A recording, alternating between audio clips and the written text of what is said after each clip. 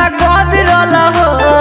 हंस गईनी केहू ना संघाती बा निर्दयी सारा मरद के जाती बा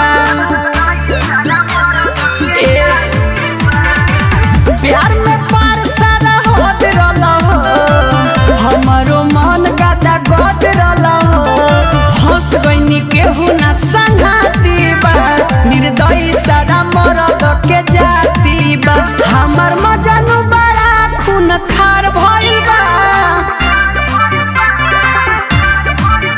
हमार मजनू बड़ा खून खार भइल बा एही कारण ढोढ़ी पे एफआईआर भइल बा बड़ा रिस्की ओकर हथियार भइल बा एही कारण ढोढ़ी पे एफआईआर भइल बा एही कारण ढोढ़ी पे एफआईआर भइल बा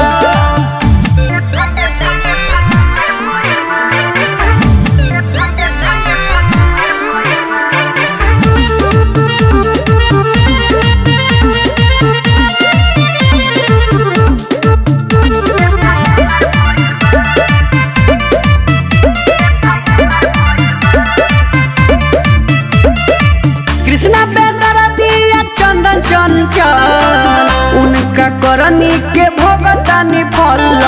अब नहीं करे के मन करता बाकी का करी देह गाना गन करता अरे का कहियो